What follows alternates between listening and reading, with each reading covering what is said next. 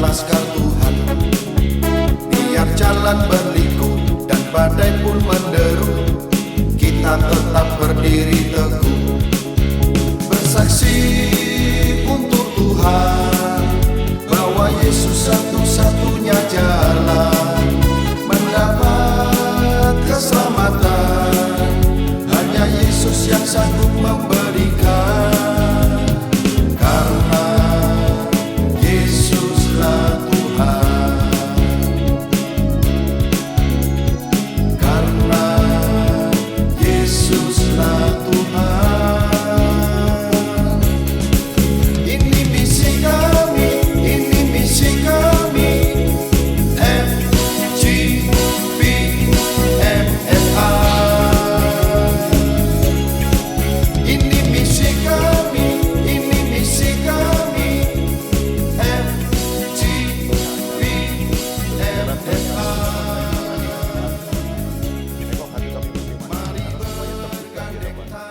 Isi kami, kerinduan kami apa Tuhan, jawab kami Tuhan. Engkau dahsyat, Engkau luar biasa. Engkau yang memiliki kami semua. Terima kasih Tuhan, kemuliaan hanya bagimu. Dalam nama Yesus kami bisa berdoa. Amin. Pagi saudara, saya nggak pakai yaya lagi supaya waktu nggak habis. Oh, kurang kenceng ya? Ya, kasih tahu. Saya ngomong sendiri kalau nggak pakai mic kan suara saya udah gede gitu. Saudara, tadi saya renungin gini. Saya pas nggak nginep di sini, saya nginep di Serpong. Saya nggak punya pakaian putih kayak saudara gini bagus-bagus. Pakaian putih saya pada bula, tahu bula, orang Jawa bilang bula itu udah kuning-kuning gitu kan. Adanya kaos ini terpaksa saya pakai. Ternyata ada maksud Tuhan gitu. Ini kaos ini tulisannya hard rock, saudara. Batu yang keras gitu kan. Ikut Tuhan harus jadi batu yang keras. Bahkan Tuhan bilang apa? Jadilah batu penjuru. Kalau ada batu lain kehantam itu, hancur yang lain gitu kan. Saudara, ini cerita hard rock dulu ya, intermezzo dulu. Tahun 80-an awal, saudara, saya pernah dikasih sama saudara saya kaos hard rock. Tulisannya San Antonio. Wah, saya nggak ngerti waktu itu kan. Saya pakai, suatu hari saya pergi ke satu hotel, pas saya satu lift sama satu bule, saudara. Dia lihat, oh rupanya dia orang Amerika. Wah, this is hard rock, dia bilang. You have been there, dia bilang gitu. Waduh, kamu sudah pergi sana apa belum gitu kan? Nah waktu itu kan saya belum rohani, masih rohana gitu. Kalau saya jawab belum kan malu gitu kan. Sudah, untung dia nggak nanya terus saudara. Kalau dia nanya terus kan saya repot gitu kan. Sudah keluar dari saya pikir gila ini palsu ini. Padahal ya asli kaosnya gitu kan. Memang dibawa dari Amerika gitu. Di situ Roh Kudus rupanya memberikan pelajaran pada saya. Tahun 90-an saudara. Di mana waktu saya lagi bergulat sama Tuhan ya. Bergulat tuh nanti sesi sendiri aja lah. Panjang ceritanya. Nah, saya itu sampai pergi ke Hard Rock di Jakarta itu yang di Sarina. Sekarang Hard Rock udah nggak ada di Jakarta. Jadi saya tuh bermalam-malam setelah Hard Rock tutup, saya baru pulang. So you know what I mean gitu kan. Kamu ngerti apa yang maksud saya kan. Saya sampai malam baru pulang. Sampai tutup gitu. Tapi prosesnya nggak selesai sampai situ. Di tahun 90-an itu, Tuhan rupanya punya rencana, saudara. Nggak tahu gimana saya dapat tiket gratis jalan-jalan ke Hong Kong. 7 orang pergi ke Hong Kong. Ternyata yang 4 batal, sisa 3 orang. Sudah tahu 3 orang ini ternyata masuk Tuhan hari ini saya baru ngerti. Siapa dia? Dia satunya adalah manajernya Hard Rock Cafe. Sama satu penyiarnya radio Hard Rock. Namanya Tommy. Nah, terus yang direkturnya itu sekarang jadi orang hebat di Indonesia. Lah, si Yoris Sebastian namanya. Akhirnya kita tidur sekamar. Saya terus mikir waktu itu. Waduh ini cerita Hard Rock belum selesai. Kok gue bisa sekamar sama dia gitu kan selama 4 malam. Di situ dia mulai cerita tentang Hard Rock. Saya tanya, ceritanya gimana sih Hard Rock? Nah itu satu pelajaran yang baik sekali, yang turn over pikiran saya, saudara. Dia bilang Hard Rock Cafe ini didirikan oleh 2 orang, yang namanya Isaac sama Peter. Namanya Kristen banget gitu kan. Isaac sama Peter itu orang Amerika. Dia sekolah di London. Waktu itu zaman tahun 70-an, tahun 60 sekian, karena Hard Rock Cafe itu didirikan tahun 71. Saya bisa cerita ini karena saya dapat dari first hand orang manajernya Hard Rock di Jakarta. Dia bilang Isaac sama Peter itu pulang kuliah, dia mau ke klub malam. Pada saat masuk di London itu enggak boleh orang masuk klub malam pakai pakaian begini, enggak boleh. Harus shoot, pakai jas gagah gitu kan. Lah rupanya Isaac sama Peter ini tiap kali mau masuk ditolak gitu. Padahal si Peter ini bapaknya punya chains bisnis di Amerika. Macam Panderosa kayak steak gitu kan. Terus si Peter bilang gini, kurang ajar nih orang Inggris ini. Kalau kita nggak boleh masuk, kita buat sendiri aja katanya. Akhirnya dia mulai cari tempat, di satu gudang gitu, dia bikin, tempat malam yang bebas, siapa saja boleh masuk. Everybody make come in. Mau sopir truk, sopir taksi, nggak usah pakai sujutan gitu. Dia bikin 2 orang ini, saudara. Mulai dari kecil. Kemudian si Isaac nanya, kita kalau pakai nama apa gitu kan? Isinya apa kafe ini?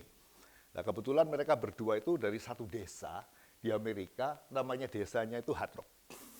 Jadi nama Hard Rock nama desa di Amerika, saudara. Mulai dia pasang nama Hard Rock, tulisannya masih biasa. Tapi ramenya bukan main, karena sopir taksi, sopir bus semua boleh masuk. Kemudian mulailah masuk musisi, bawa gitar. Dia nyanyi naik di atas meja. Dia bilang, ini baru namanya freedom katanya, kebebasan. Dia mulai taruh gitarnya di situ, tambah hari tambah rame. Sampai satu hari ada seorang artis, saudara. Artis itu yang tukang gambar itu, dia masuk datang ke tempat itu. Dia bilang sama Peter sama Isaac, boleh nggak buat bikin tulisan Hard Rock? Saya buatin yang bagus gitu, supaya nggak amburadul gini. Boleh. Ternyata artis itu adalah orang yang bikin tulisan band The Beatles.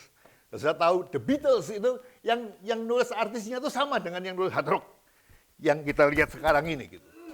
Dia mulai dia tulis, dan sejak itu mereka pulang ke Amerika, Hard Rock mulai meledak, saudara. Sekarang Hard Rock ada di 70 negara, ada hotel, ada kasino, ada kafe, dan semuanya. Tapi ada satu hal yang luar biasa, saudara. Sekarang saya punya kaos Hard Rock banyak, tapi saya tidak pernah dikasih. Memang saya pergi ke sana. Tepuk tangan buat Tuhan. Tuhan yang bawa saya ke kota-kota, sampai ke Praha, kemana lah di seluruh dunia, di Amerika, baik di New York, saya sudah sampai tempat itu. Baru saya beli sendiri kaosnya. Kenapa saya ingat sama Hard Rock ini? Yang turn over pikiran saya, saudara, kalau Anda pergi Hard Rock Cafe, cari satu kalimat. Tulisannya begini, serve all, love all. Layani semua, cintai semua. Itu tulisan masih ada di setiap Hard Rock. Serve all, love all. Di saat itu Tuhan bilang apa? Yang bisa melakukan serve all, love all, itu cuma Tuhan Yesus, saudara.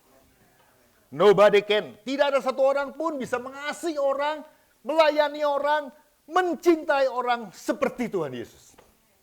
Hari ini saya ada di sini karena saya mencintai saudara. I love all. I serve all. Totally, saudara. Totally.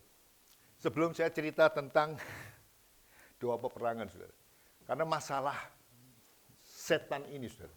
Setan sama Tuhan itu seperti satu keping uang, saudara. 2 sisi, tapi satu. Anda pergi Hard Rock, kalau Anda ambil sisi negatifnya, Anda akan rusak juga. Tapi kalau Anda lihat sisi positifnya, itu juga banyak, saudara. Seperti yang saya dari cerita itu, serve all of all itu. Tuhan hantu, kebalik aja kan. But always stand on the right side. Saya kadang-kadang mikir, bahasa Inggris itu kok bagus ya. Berdirilah di tempat yang benar. Right, kanan. Is it right? Kanan. Kenapa nggak left? Kenapa? Karena Tuhan memegang kita di tangan kanan. Coba baca di Alkitabmu. Tuhan selalu memegang tangan kananku. So always stay on the right side. Di dalam kehidupan selalu pilih yang positif. Jangan yang negatif. Setan itu negatif. Tuhan itu positif. Salib itu positif. Ingat itu, saudara. Kita sebagai anak Tuhan, kita ini positif, bukan negatif. Kalau ada berita-berita orang sekitar ngomong negatif, nggak usah didengerin. Pakai headphone aja. Didengerin. Ambil yang positif. Kalau positif, dengerin. Karena apa? Nilai plus itu dicari semua orang. Mana ada pengusaha cari kerugian? Nggak ada kan? Engkau akan beruntung, engkau akan berhasil. Kemarin dibilang gitu kan? Mau rugi, mau buntu, nggak ada. Positif.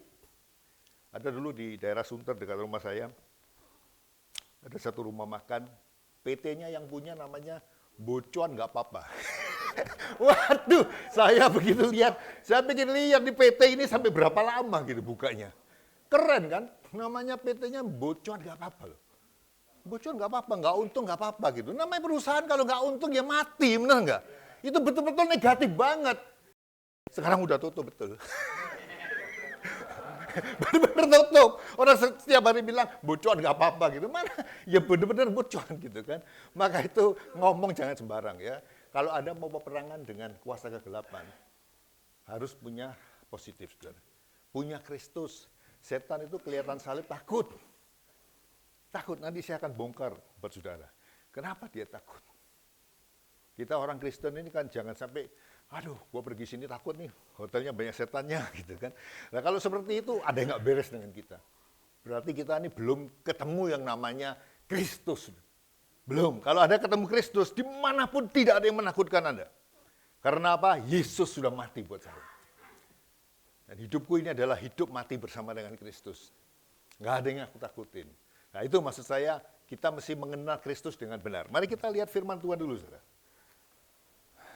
Hari ini FCBH 2 Samuel pasal 2. Itu related banget gitu. Makanya Roh Kudus itu luar biasa. Semua very related. Tapi sebelum saya lanjutkan ke topik bahasan pagi ini, saudara. Saya ajak saudara baca 2 Samuel 2 ayat 1. Itu pembicaraan kita FCBH hari ini. Maka itu yang nggak baca FCBH mesti baca, saudara. Ya, 2 Samuel 2 ayat 1. Kemudian bertanyalah Daud kepada Tuhan. Katanya, apakah aku harus pergi ke salah satu kota di Yehuda? Firman Tuhan kepadanya, pergilah. Lalu kata Daud, kemana aku pergi? Firman-Nya, ke Hebron. Ini luar biasa, saudara. As a believer, sebagai orang percaya, jangan pernah mengerjakan sesuatu tanpa menanya Tuhan dulu, saudara. Artinya apa? Tuhan harus selalu di depan kita. Kalau ini Tuhan, saya mau ke sana, saya mesti nanya dia nih. Boleh nggak gue jalan nih? Kalau Tuhan bilang, no, jangan jalan. Daud selalu punya karakter seperti itu. Bolehkah saya menyerang ini? Boleh. Serang dia dan menang. Walaupun jumlah sedikit, menang. Gideon sama. 30.000, 32.000 tentara dia siapin, akhirnya perang dia menang cuma dengan berapa? 300 orang. Karena apa? Dia nanya Tuhan dulu. Tuhan selalu put God in front of you. Bawa Tuhan di depanmu. Jangan kamu di depan Tuhan. Saya banyak lihat orang itu Tuhannya di belakang nih. Tuhan, gua mau ke kiri, berkatin gue ya Tuhan. Gua boleh proyek ini enggak? Tuhan bilang, no, tetap ambil. Oh, cuan Tuhan katanya. Akhirnya bucuan enggak apa-apa, amsyong gitu kan. Jadi, put God in front. Daud itu selalu begitu. Membawa Tuhan nomor 1 di depan. Kalau Anda mau peperangan rohani, kamu harus membawa Tuhan di depanmu. Bukan di belakangmu. Paulus lakukan hal yang sama. Coba kita lihat Paulus sebentar. Kita lihat di Kisah Rasul. Kisah Rasul pasal ke-16, saudara. Kisah Rasul pasal 16. Waktu itu Paulus sama Silas ya, dia bawa menyampaikan keputusan-keputusan yang diambil para rasul dan para tua ke kota Yerusalem. Ayat 5. Demikianlah jemaat-jemaat diteguhkan di dalam iman dan makin lama makin bertambah besar jumlahnya. Setiap pelayan Tuhan harus, saudara, meneguhkan jemaat, menambah iman. Itu sudah otomatis jumlahnya makin banyak. Jangan datang membawa kelemahan. No, you must be strong. Strong in the Lord. Ya. Ayat 6. Mereka melintasi tanah Frigia, tanah Galatia. Karena apa? Roh Kudus mencegah mereka untuk memberitakan Injil di Asia. Paulus pikir aku mau ke Asia. Tapi Roh Kudus bilang no. Dia no, dia nggak pergi gitu kan. Dan setibanya di Milisia, mereka mencoba masuk ke daerah Britania, tetapi Roh Yesus tidak mengizinkan mereka. Ini bikin masalah ini. Maka itu saya bilang ya, penerjemah itu kadang-kadang bisa ngaco. Di Alkitab itu penerjemahnya bukan satu orang. Kitab Yayasan Alkitab Indonesia, penerjemahnya itu ada yang dari orang Batak, ada yang orang Jakarta. Itu kalau terjemahkan tergantung moodnya dia gitu. Tapi kalau bahasa aslinya, ini sebetulnya sama. Roh Kudus seperti yang tadi menghalangi Paulus untuk tidak pergi ke Asia. Tapi di sini bisa tulis Roh Yesus gitu. Maka itu kalau baca Alkitab, Anda jangan cuma lihat satu. Ya, sekarang modern kita bisa bawa 200 Alkitab di handphone kita. Ya, jadi enak gitu. Kalau dulu kan Yesus pokoknya ini dimakan saja. Sekarang enggak, Anda mesti lihat loh, ini bahasa aslinya apa gitu. Oh, Neomia is the Holy Spirit. It's talk about the Holy Spirit, not talk about Jesus. Tidak ngomong tentang Yesus, tapi tentang Holy Spirit. Tapi kok di sini ditulis Roh Yesus, akhirnya jadi perdebatan konyol gitu. Ya, jadi Paulus dilarang, akhirnya dia juga nggak pergi. Artinya apa? Paulus FGB man. Kalau saya bilang Paulus itu FGB man pertama di dunia. Saudara. Seperti kita. Kenapa? Pelayanan dibiayai sendiri. Dia bikin tenda, kerja, supaya tidak membebani jemaat yang dia pergi kemana saja. Sehingga firman Tuhan bisa sampai kemana saja. Hari ini hamba-hamba Tuhan susah, saudara. Susah. Saya itu hampir jadi pendeta, saudara, 2 tahun lalu. Tapi akhirnya nggak jadi gitu. Tapi saya ngerti kenapa gitu. Rupanya kalau jadi pendeta itu repot, saudara. Ngomong mesti hati-hati. Wah, ini ada pilar di sini nih. Pilar. Gereja ini dihidupi oleh pilar-pilar ini. Jangan menyinggung pilar-pilar ini, benar ya? Kalau salah ngomong, pilarnya putus, keluar dari gereja, habis gereja kita. Benar nggak? Maka itu gereja sekarang banyak yang ngejar rating. Supaya penontonnya banyak, supaya persembahannya banyak. Kalau FGB man, nggak ada yang bayarin saya. Saya tidur hotel bayar sendiri. Sebagaimana saya bayar sendiri. Saya ngomong kebenaran, di atas kebenaran. Lu suka nggak masalah. Karena apa? You are FGB man. Maka itu kalau Demos bilang, akhir zaman akan bangkit orang-orang awam, yaitu kita semua. Amin. Siap? Kita ini diproses seperti itu. Maka itu ngusir setan juga bisa. Doakan orang sakit sembuh. Karena apa? Anda melayani dengan full heart. Pendeta nggak bisa full heart, saudara. Lihat dulu. Lawannya siapa? This the make difference. Maka itu full gospel tidak membangun gereja, tapi membangun tubuh Kristus. Di seluruh dunia. Saya hari ini setiap hari renungan masih pakai renungan renungan Katolik, saudara. Masih. Selain saya baca Alkitab, masih. Kenapa? Gereja tidak mempengaruhi saya, tapi Kristus yang mempengaruhi kita. Kalau gereja menyebut tentang firman Tuhan, aku harus belajar, mengerti kenapa seperti ini, gitu kan? Gereja is no problem for me. Anda sebagai jemaat harus pergi ke gereja untuk mensupport. Demos Sakarian bilang apa? Pergi ke gerejamu, berkati gerejamu, supaya terjadi kegerakan di gereja itu. Ya, harus lakukan. Tapi aku ada di gereja yang sesungguhnya, yaitu tubuh Kristus. Di mana ngomong kebenaran, ya harus benar. Kalau salah, ya harus salah. Ya, sekarang kita masuk ke Efesus pasal 6. Setan nggak suka kalau diobrak-abrik urusan dia, saudara. Ya, jaga hatimu. Ya. Efesus pasal 6, ayat 10. Peperangan rohani harus ngerti ini, saudara. Di China itu 5.000 tahun lalu itu ada namanya Sun Tzu. Ya. Sun Tzu itu ahli perang. Sun Tzu Cinfa. Dia bilang begini, kalau kamu tahu lawan kamu itu siapa, kamu nggak tahu dirimu, perang itu kamu belum tentu menang. Atau sebaliknya, kamu nggak tahu lawanmu, kamu tahu kekuatanmu, kamu juga belum tentu menang. Tapi kalau kamu mau menang, kamu harus tahu kekuatan lawanmu dan kekuatanmu. Kamu baru bisa menang. Maka itu hari ini, saudara, kita mesti tahu setan yang kita lawan ini siapa. Saudara. Hidup manusia di muka bumi cuma 70, 80. 90 udah nggak bisa apa-apa. Ada teman saya full gospel bilang, enggak Pak, saya punya iman, hidup saya sampai 120 tahun. Saya itu ngerenungin, kenapa kok dia masih 120 tahun? Karena dia hampir umur 60, anaknya masih umur 7 tahun. Jadi dia punya semangat untuk itu. Saya bergurau sama dia, Pak, tak kasih tahu ya, kalau lu 120, nanti temen lu tuh mainnya sama cicit-cicit, lu punya temen. Temen lu udah gak ada semua, gak nyambung, gitu. Iya kan? Kalau kita ketemunya ke umurnya 100 tahun, ketemu siapa kita? Ketemu temen cucu-cucu, anak-anak kita punya temen gitu kan. Jadi kita ini sangat terbatas. Waktu saya terbatas juga. Usia saya udah 63 tahun ini. Jadi jatah saya tinggal 7 tahun, kalau kuat ya 17 tahun. So don't think too much gitu. So waktu yang ada kita harus ambil lakukan untuk Tuhan. Mau bikin budi-budimu di surga penuh. Jangan cari uang di sini, nggak ada yang dibawa, saudara. Anda tambah kaya, tambah pusing. Punya anak rebutan hak warisan. Gegeran semua isinya. Mati nggak dibawa. Orang mati itu kasih tahu ya. Orang mati tidak bisa kasih tahu nomor PIN. Nggak bisa. Mertua saya mati mendadak. Selasa masuk rumah sakit, Kamis mati, saudara. Di rumah dilihat, banyak tabungan. Nomor PIN-nya nggak tahu. Nanya panggil orang minter, nggak ada yang bisa jawab. Bohong semua gitu. Ya kan? Untungnya ipar istri saya itu ada direktur kanwil satu bank di Surabaya. Jadi dia bisa arrange gitu gimana caranya bisa tahu gitu. Di dalam-dalamnya kan bank punya koneksi, baru bisa beres, saudara. Yang mati nggak bisa tahu, ditangisi, diapain, nggak bisa. Maka itu orang mati putus hubungan dengan dunia.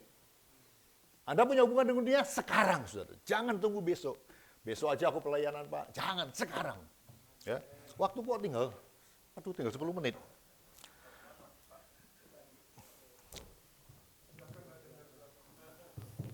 Akhirnya hendaklah kamu kuat di dalam Tuhan, di dalam kekuatan kuasanya. At the end. Akhirnya kamu harus kuat di dalam Tuhan. Nggak ada pilihan gitu. Kalau mau ketemu Kristus, kamu harus kuat di dalam Tuhan, di dalam kekuatan kuasanya. Bukan kekuatan kita, tapi kekuatan kuasanya. Apa kuasa itu? Matius 28 bilang apa? Pergilah ke seluruh dunia, jadikan sekalian bangsa apa? Muridku. Sering orang banyak, Pak mau menangkan jiwa. Di kantongnya ditunjukin saya. Loh Pak, saya udah baptis 128 orang. Ini di tas saya ini ada surat baptis. Pokoknya teman saya, saya bawa. Wah hebat. Sayangnya Tuhan tidak nanya itu, saudara. Dan tidak menjamin keselamatanmu. Saya tanya teman saya itu di mana sekarang? Kembali ke dunianya yang lama. Nggak ada gunanya.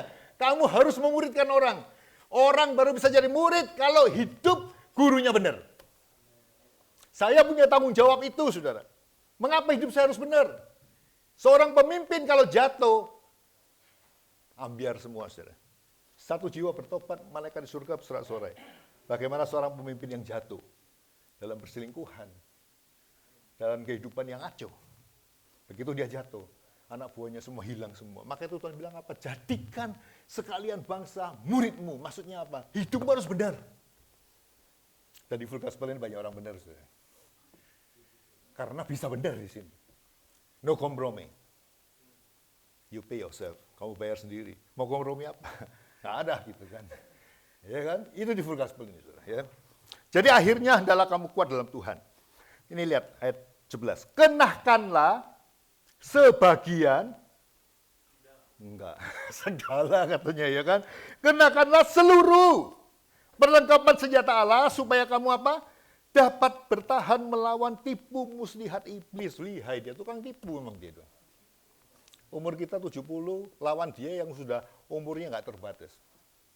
Dia luar biasa, malaikat pemuji yang sudah hampir seperti Tuhan. Bayangin, penyanyi top di dunia, kalau mau ngetop banget, mesti cari Tuhannya.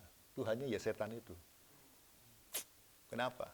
Karena dia tahu bagaimana memuji-muji itu. Maka itu Tuhan menciptakan manusia tujuannya apa? Supaya kita menjadi pemuji-pemuji. Menggantikan si Lucifer itu. Kenapa salah satu pendeta di Jakarta, Pak Niko, diberkati Tuhan? Kenapa? Dia nyanyi rekaman, saudara. Sampai pingsan, saudara. Dari hatinya keluar, dia memuji Tuhan. Dari seorang yang bisnisnya gagal total, dipakai Tuhan dengan luar biasa. Karena apa? Memuji. Tuhan suka dipuji, saudara. Maka itu yang punya pujian cuma dia, bukan kita, saudara. Dia yang patut dipuji. Amin. Maka itu kalau saudara perhatikan ya, orang-orang penyanyi hebat. Sekarang yang paling lagi ngetop ini siapa? Tahu penyanyi Dua Lipa enggak? Ah, ada yang nggak tahu gitu, berarti Anda kurang muda. Saya tahu karena ngikutin gitu. Jangan nggak up to date gitu ya. Sekarang di dunia ini yang paling ngetop ini Dua Lipa namanya. Dia seorang Albania, keluarga Albania yang pindah ke Inggris, saudara. Lagunya ngehit semua. Saya dengerin dia wawancara, saudara. Wah, orang ini hebat. Umurnya masih 20 lebih. Tapi bagaimana dia all out, saudara. Setiap connect, setiap ketukan, Bagaimana dia rubah supaya menjadi hits. Tahun ini dapat Grammy Award ya.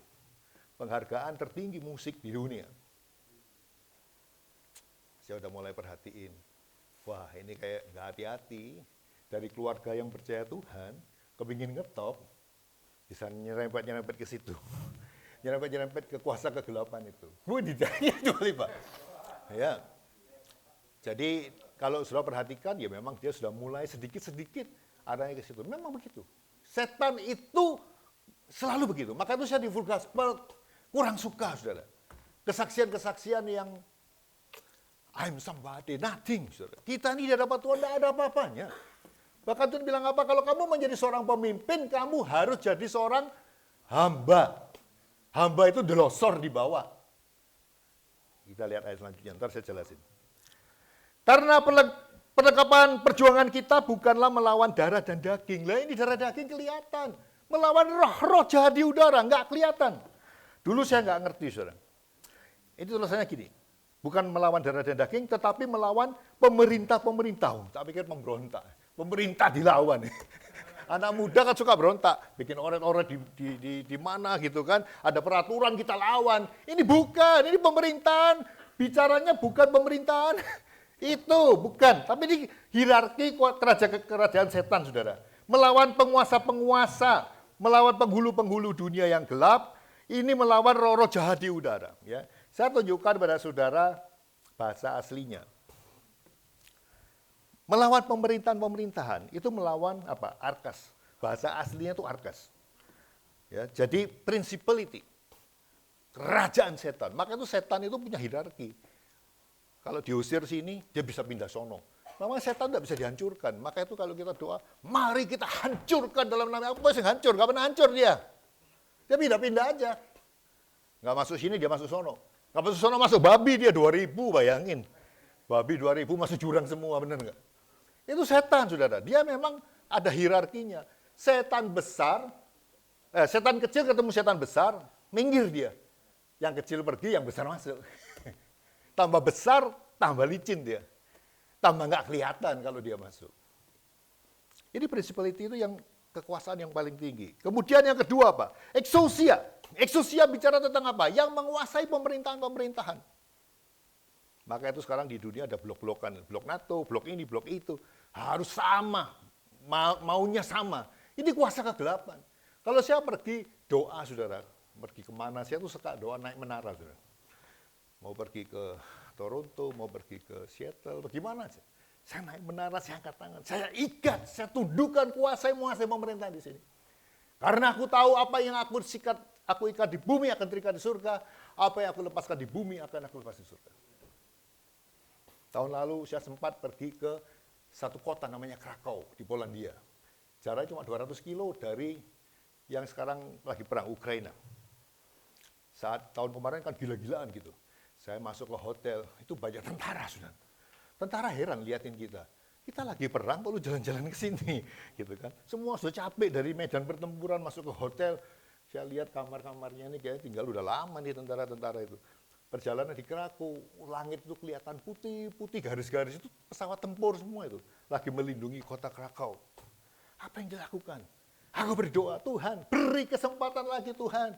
Kalau ini kiamat, kita sudah nggak ada kerjaan. Beri kesempatan lagi Tuhan. Bagi Tuhan bisa nggak? Bisa, karena Tuhan nggak punya waktu. You have the time, kita punya batas yang saya tadi ngomong. Kalau Tuhan kekal, nggak pernah habis gitu. Tambah 5 menit lagi ya. Waktunya kok cepet jalannya. So fast, man. Oh gitu ya? Wah, ya sudah. Setuju ya? Ya nggak sampai kita sore kering. Ya, terus kita berdoa, sudah. Saya naik ke bukit, saudara. Saya berdoa. Aku mengikat roh-roh kuasa kegelapan yang menguasai peperangan ini.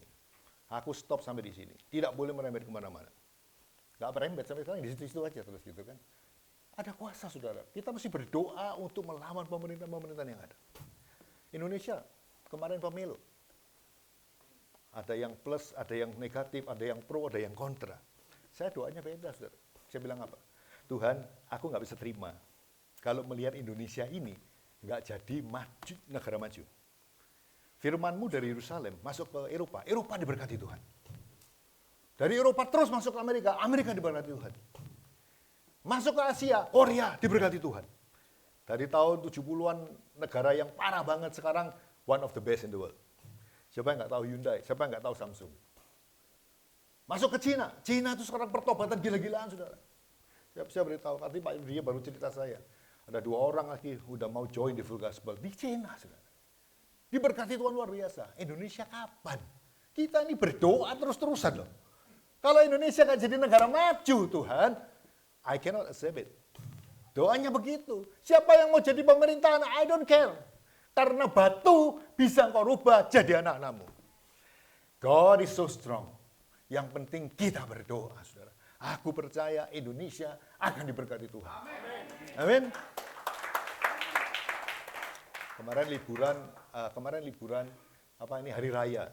Saya itu dapat berkat dari anak saya, saudara. Saya bisa nginep di hotel di daerah Tamrin situ 10 hari. Anak saya pergi ke Hong Kong, yang satu pergi ke Eropa. Saya dikasih kamar gitu. Teman-temannya bilang, kamu ini gimana sih? Pergi, bapakmu disuruh ke hotel gitu. Ternyata ada masuk Tuhan gitu. Pagi-pagi saya jalan-jalan di Tamrin, jalan-jalan di daerah situ, saya baru tahu loh, Indonesia ini ciamik, saudara. Presbiteriannya bagus sekarang. Situasinya beda. Maka itu kalau orang bilang, nanti Indonesia bisa rusuh, saya beritahu tidak bakal. Kenapa nggak bakal? Tadi saya ngomong sama Pak Sastra. Tahun 96, UMR Jakarta itu no peceng. Karyawan saya banyak, no peceng cuma. Hari ini saya bayar karyawan saya, tambah BPJS dan lain-lain, hampir 6 juta. Artinya apa? Naik berapa kali? 30 kali, saudara. Kalau orang Indonesia mau rusuh lagi, goblok, itu pasti ada yang main. Nggak ada gitu. Pergilah ke hotel-hotel di seluruh Indonesia. Yang tinggal sekarang siapa? Masyarakat Indonesia banyak. Dulu bisa dihitung. Sekarang rata. Kenapa? Karena Tuhan sedang memberkati Indonesia. Amin. Maka itu FGP Men akan menjadi berkat buat bangsa-bangsa. Yes, saudara. Yes. Tadi saya ngomong sama Pak Rudi, ya Pak, kayaknya Anda jadi berkat loh. Diangkat di Asia Full Gospel punya pimpinan. Sekarang dunia sedang melihat dari Honduras, dari mana, melihat kok doa pagi, hari Senin kok banyak orang yang doa. Gimana doanya gitu kan. Pertemuan-pertemuan tiap 2 minggu sekali, Asian punya meeting ada gitu. Kenapa? Ada Roh Kudus. Saya bilang sebentar lagi, Anda bisa-bisa jadi IP loh. Benar. Kita maka itu perlu berdoa, saudara. Doakan pemimpinmu. Doakan, saudara. Doakan saya, doakan semuanya Tuhan. Supaya apa? Dijagai dari kuasa kegelapan.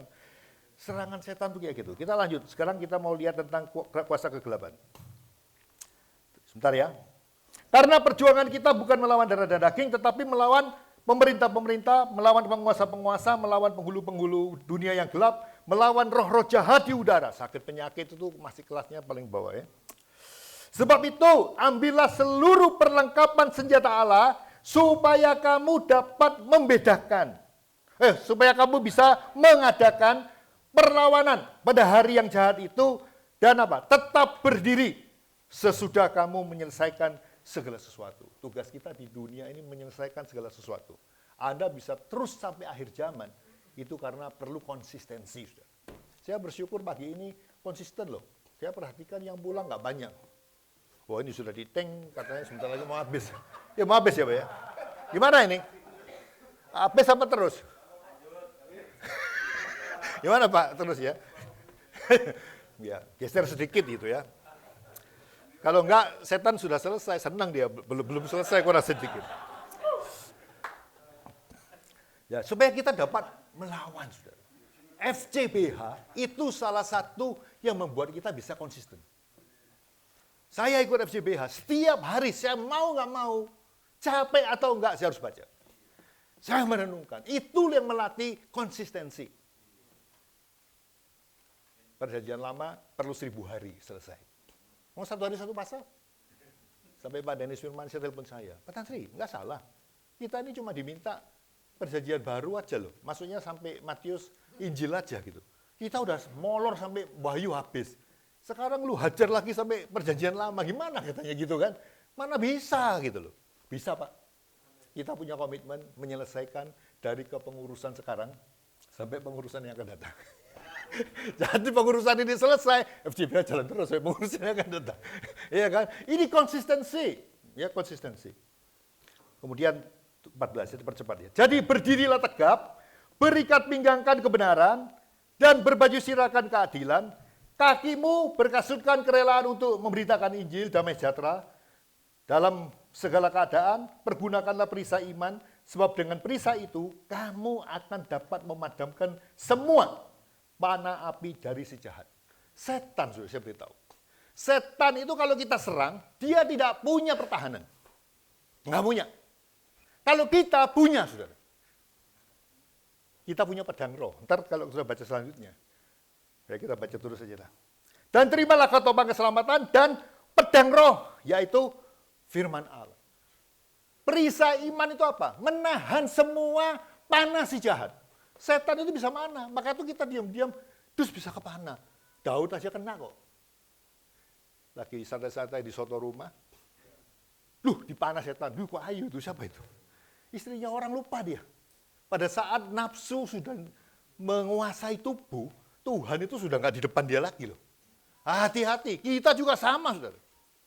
Kalau nafsu kita sudah tinggi, Tuhan bisa di belakang kita loh. Daud nggak nanya, Tuhan boleh nggak itu gua ambil? Istrinya orang pasti nggak boleh, benar nggak? Kok bisa mikir gitu karena apa? Karena panas si jahat itu. Kalau Anda punya perisai iman, kamu bisa menahan semuanya itu. You know where I am, aku ada di mana. Pergunakan pedang roh. Tuhan Yesus itu paling jago pakai pedang roh. Pada saat dia kelaparan, habis berpuasa, setan bilang, kamu kan anak Tuhan, kamu kan anak Allah. Rubahlah batu ini jadi roti. Tuhan bilang apa? Ada tertulis. Manusia bukan hidup karena roti saja, tapi karena firman Allah. Tertulis maksudnya apa? Firman Allah, saudara. Maka itu FJPH, baca, renungin, benar, saudara. Benar. Anda kalau bisnisnya lagi kacau-kacau gitu ya, wah kok susah cari duit gitu kan. Ingat firman Tuhan.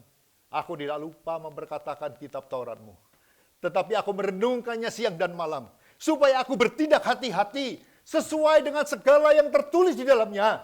Sebab dengan demikian aku percaya, aku akan berhasil, dan aku akan beruntung. Kalau Anda ngomong seperti itu, setan pusing nggak? Aduh, buat sudah. Ya kan, setan kamu tidak punya hak. Kita ini hidup karena janji loh, saudara. Saya ada hari ini karena janji Tuhan. Saya menghidupi karena Tuhan menggenapi janjinya dalam kehidupan saya. Maka itu kalau berdoa, Anda mesti ngajak dia dialog. Ajak dia bergurau. Tuhan suka bergurau, saudara. Saya beritahu. Pernah ngalami nggak dalam hidup ini? Lagi susah, kejepit. Rasanya sudah tidak ada pengharapan. Sudah pasti masuk jurang. Sudah mau masuk nggak jadi. Ditolong sama Tuhan. Sering nggak? Ayo, siapa yang pernah ngalami? Coba angkat tangan. Loh, banyak kan? Wah, sudah mepet. Aduh, mati, aku mati. Nggak jadi mati. Tahu-tahu pertolongan datang. Tuhan itu suka bergurau, saudara. Saya ini demen nonton balapan motor. MotoGP, Formula 1, saya suka. Kadang-kadang saya nonton sambil gurau sama Tuhan. Kalau nonton balapan itu ya, kalau kita jagoin siapa gitu kan. Waduh, ini Pedro Acosta bagus nih. Wah, kejar, gitu nonton, gitu kan. Kalah. Tahu-tahu tikungan terakhir, ada angin dari mana, tahu-tahu dia bisa nyalip menang. Kayaknya Tuhan senang begitu juga tuh.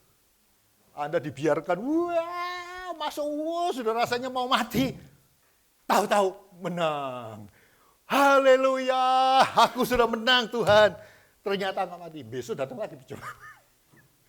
Tuhan kayaknya kayak seperti suka-suka begitu. Makanya kalau berdoa, ajak bergurau dia. Tuhan, aku ini bukan pembalap. Aku ini sudah umur 60 loh Tuhan. Bukan umur 25. Kalau usia 25, hajar aja, gua masih bisa tahan. Kalau umur 60, tenaga udah kurang, benar nggak? Teman saya ngajak saya, ayo join, bikin ini. Bikin apa? Usia tinggal 10 tahun. Teman saya ngajakin saya bikin proyek perumahan, saudara. Aduh, dia sudah masuk di situ. Saya pikir-pikir, lu apa yang lu cari gitu. Sampai dia ngomong gini sama saya. Lu sebagai orang percaya, pernah mikir nggak nyesel dalam hidup? Nyesel apa katanya? Ya tuh, kamu ditawarin jadi pendeta gereja besar, kamu nggak mau. Kalau enggak, kamu kan jadi orang hebat di gereja besar. Kamu buang waktumu untuk pelayanan, pekerjaanmu nggak fokus betul. Kamu nggak bisa jadi konglomerat. Nyesel nggak? Gitu. Dia nanya gitu, saya juga mikir gitu loh. Ngomong apa orang gitu? Ngomong apa orang ini Tuhan? Memang saya pernah berdoa nanya sama Tuhan. Ya benar juga loh Tuhan, omongannya dia gitu kan. Terus Roh Kudus bilang begini sama saya. Tujuan hidupmu apa sih? Saya renung-renungkan, tujuan hidup saya apa ya? Saya dulu susah Tuhan. Biar aku yang susah, anakku jangan susah. Jadikan anak-anakku itu orang-orang yang luar biasa. Kan gitu kan? Itu tujuan goal saya gitu loh. Roh Kudus nanya sama saya, sekarang sudah belum? Waduh, malam itu saya bilang, Tuhan bener loh Tuhan. Kalau aku suruh kerja sendiri, membiayai hidup anak-anak saya, pekerjaan yang dia kerjakan, nggak mungkin saudara. Tapi urusan anak, urusan Tuhan, bener nggak? Urusanmu, urusanku. Maka itu Anda kalau ditetapkan Tuhan di mana, ojo bingung, saudara, nggak usah bingung. Percayalah dia itu Allah yang dahsyat dan luar biasa. Luar biasa. Anak saya ketiga, saudara. Bangunnya jam 11, 12. Pusing nggak punya anak seperti itu? Kalau ngurusin di kantor perusahaan saya, ogah-ogahan, gaji mau kerja enggak? Kan pusing gitu kan?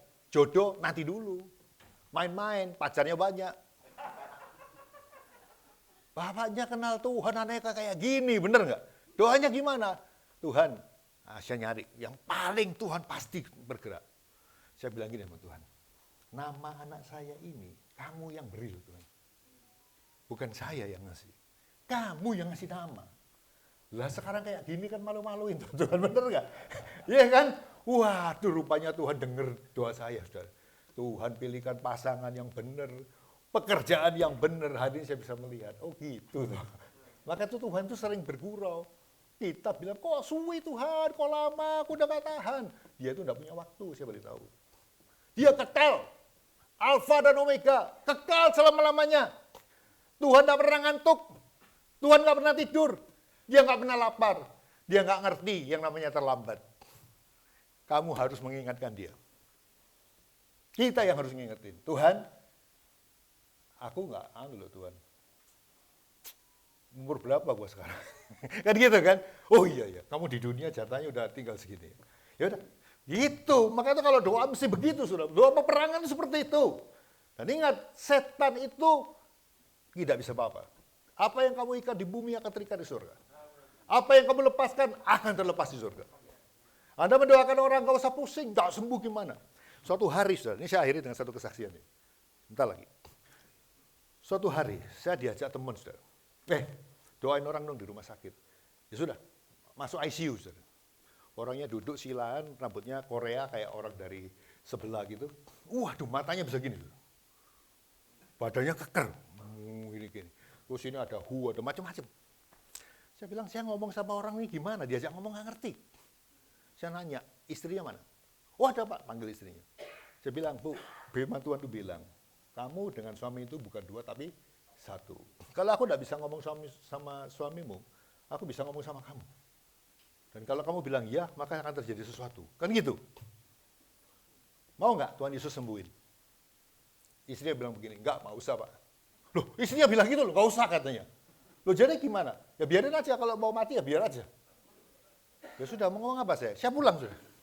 Saya pulang, nggak usah doain sudah. Gampang aja kok. Wong diminta kesembuhan, malah dia bilang, nggak apa-apa, nggak usah katanya gitu. Ya pulang gitu, nggak usah pusing, benar nggak? Lah sama Tuhan itu nyata seperti itu, jangan terus sungkan. Wah nggak enak, nggak didoain, tidak ada gitu saudara. Saya pernah loh naik ranjang jam 10 malam saudara. Saudara mau tidur, jangan ngantuk. Telepon bunyi. Pak Tasri, bisa ke Kelapa Gading. Kenapa Pak? Itu almarhum Pak Prinanto ya, ada yang kenal mungkin Pak Prinanto. Sering pelayanan pergi sama saya. Ini loh, di rumahnya ini Pak. Salah satu teman di Kelapa Gading. Dia kan dulunya suka nyimpen barang-barang antik. Akhirnya dia bertobat, dibuang semua. Ini aneh Pak, malam ini pembantunya di rumah teriak-teriak kesetanan. Loh kenapa? Saya bilang gitu. Apakah setannya datang kembali terus lakukan. Enggak Pak, ada patung yang tadi pagi dibuang, kembali ke rumah. Loh, kembali ke rumah. Tolong Pak, malam ini bisa datang ke rumah loh. Aku duduk pendeta loh. Ya kan, makanya itu tugasnya pendeta, karena pendeta enggak berani. Ya sudah, FGP menjalan, benar nggak saudara? Saya langsung ganti pakaian, naik mobil, wah berbahasa roh. Maka itu bahasa roh penting, nanti session berikutnya mau bicara tentang bahasa roh kan. Wah saya nyembah Tuhan, saya perlu hadirat Tuhan. Begitu nyampe, di rumahnya hening semuanya. Mana patungnya? Ini. Dalam nama Tuhan Yesus, ya ambil patungnya, ayo kita buang di sungai yang dekat Kelapa Gading. Sudah ya Pak, ya, doa. Itu patung ambil loh, giok ini ya gambarnya kuankong gitu. Saya patahin, saya buanting, nggak pecah saudara. Waduh ini memang kurang ajar ini gitu.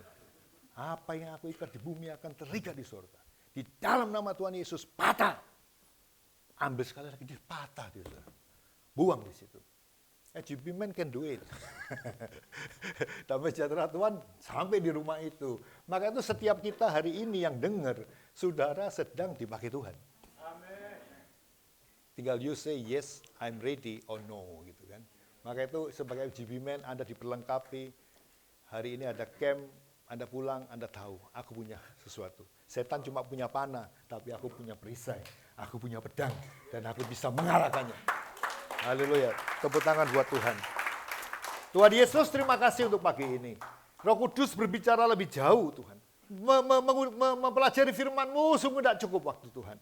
Tapi Roh Kudus bisa mengajari kami. Saat kami membuka firman-Mu, Roh Kudus beritahu kami, apa ini? Apa yang harus kami lakukan? Karena kedatangan-Mu sudah semakin dekat. Kau sudah menahan-nahan waktu Tuhan. Tapi saat ini kami melihat Tuhan, banyak kegerakan terjadi di muka bumi ini. Terutama melalui wadah full gospel ini. Pakai kami semua Tuhan, kami siap. Saudara yang siap dipakai Tuhan, angkat tangan. Oh, sikap pemikir. Taruh tanganmu yang kiri di dadamu. Engkau lihat tangan-tangan ini semua Tuhan. Roh Kudus, hembusi mereka. Dengan kuasa-Mu, dengan urapan-Mu Tuhan. Biarlah damai sejahtera-Mu memimpin dalam kehidupan mereka. Sehingga mereka bisa membedakan mana yang benar dan tidak benar. Biarlah kuasa-Mu mengalir dalam kehidupan mereka. Terang Tuhan memberkati kehidupan mereka dalam keluarganya, sekitarnya, sampai kemanapun mereka pergi. Terima kasih sekali lagi Tuhan untuk hari ini. Terpujilah nama-Mu. Dalam nama Yesus kami sudah berdoa. Amin. Tuhan memberkati saudara. Waduh, sorry. Ya, seperti api yang kemarin kita baca di Imamat itu, apinya itu besar sekali sehingga lalat itu semua tikus ya, maksudnya penghulu pasal nggak berani dekat kita. Nah kita doakan untuk tutup bungkus keluarga kita, anak mantu cucu kita semua, pekerjaan kita, karyawan kita semuanya ya. Kita doakan. Setelah itu saya minta nanti ini latihan bagi kelompok, waktu di kelompok masing-masing doakan lingkungan di mana kita berada. Sering terjadi apa? Penjabretan.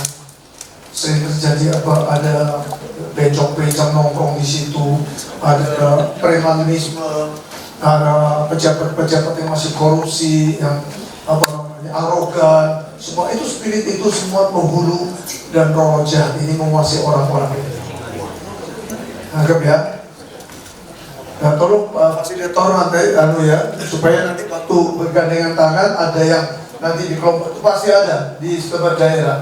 Ya, tadi Pak Tansi tidak cerita mengenai ini. Nah, saya paling menyolok itu kota Surabaya.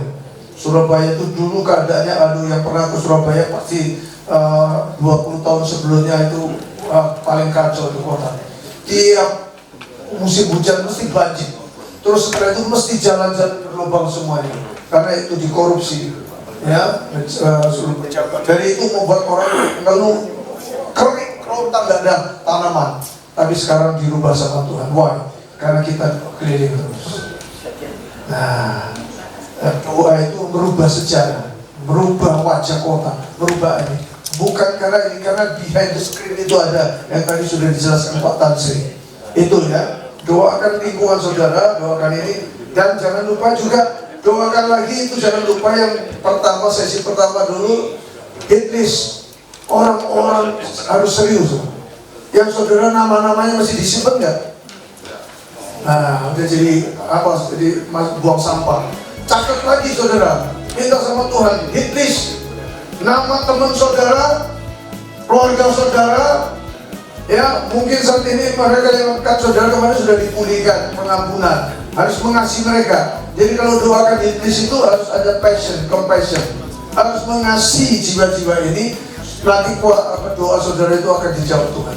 Nanti diajak pertemuan-pertemuan di chapter di LOF maupun full gospel. Ya, nah, tetap lagi hit list. Ya, setelah itu kita berdoa, tutup dalam doa supaya waktunya bisa tepat. Ya, yang serius jangan bicara topik yang lainnya. Ya, fokus di sini doa. Nah, supaya saudara nanti latih pulang dari camp ini bisa diterapkan di chapter. Nah, sehingga chapter itu ada tujuannya, goalnya. Bukan ngomong apa sharing-sharing yang nggak karuan-karuan. Kita bisa menjadi light and salt, jadi berkat, jadi terang dan garam di lingkungan kita, di fellowship kita, di tempat keluarga kita. Ya, kalau ada di antara saudara yang di kelompok, wah keluargaku ya, aku kalau masuk rumahnya ini kacau. Nah, itu kesempatan, doakan kesempatan ini, doakan. Ya, kenapa sering bikin gara-gara wah ini apa? Kakak ipar saya, nah ini kesempatan kita, ya doakan karena itu. Oke, saya serahkan.